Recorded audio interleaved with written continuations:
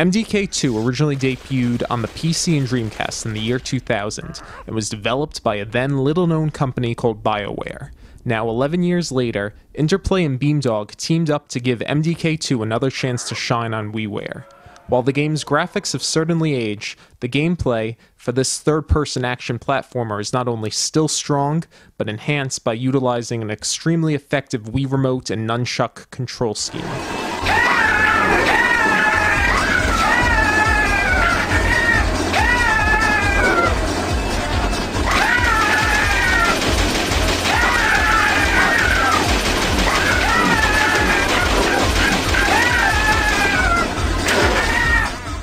The plot of MDK2 is rather silly. Earth is under the threat of destruction by aliens, and the only people who can save it are the crazy scientist Dr. Fluke Hawkins, his janitor Kurt Hectic, and Max the robotic cigar-smoking dog.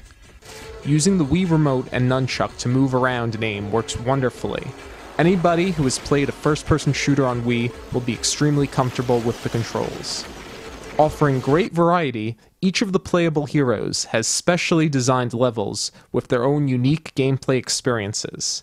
Levels for Kurt take full advantage of his coil suit, which is equipped with a sniper rifle and a ribbon parachute that is great for gliding and floating up on air currents.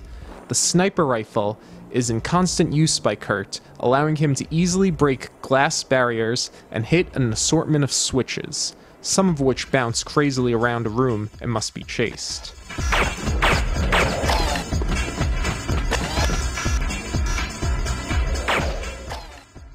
Dr. Hawkins levels play more like an adventure game, with numerous puzzles to solve.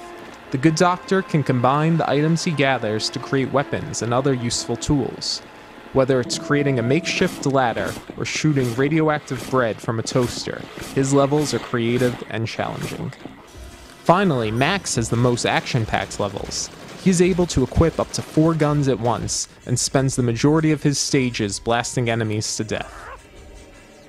During the course of the game, Max also acquires a jetpack, which leads to some fun platforming and air combat. MDK2 exhibits old-school game design in a number of ways. There's definitely no hand-holding or super guide to be found here. There's also quite a bit of difficult platforming in the game. Dr. Hawkins' stages in particular feature very narrow platforms that can be extremely frustrating. Thankfully, the game allows you to save your progress at any time. It's very obvious that the game is over 10 years old. Character and enemy models are noticeably low polygon, and textures seem muddy and Nintendo 64-like at times. Character shadows that were present on the Dreamcast have been sacrificed to allow the game to run at a smooth 60 frames per second. The graphics may be a bit dated, but there are still moments where a gigantic boss battle or a huge open area will leave you impressed. In addition, the soundtrack does a wonderful job at creating a strong atmosphere, even though it has been heavily compressed to fit in the WiiWare's 40 megabyte size limit.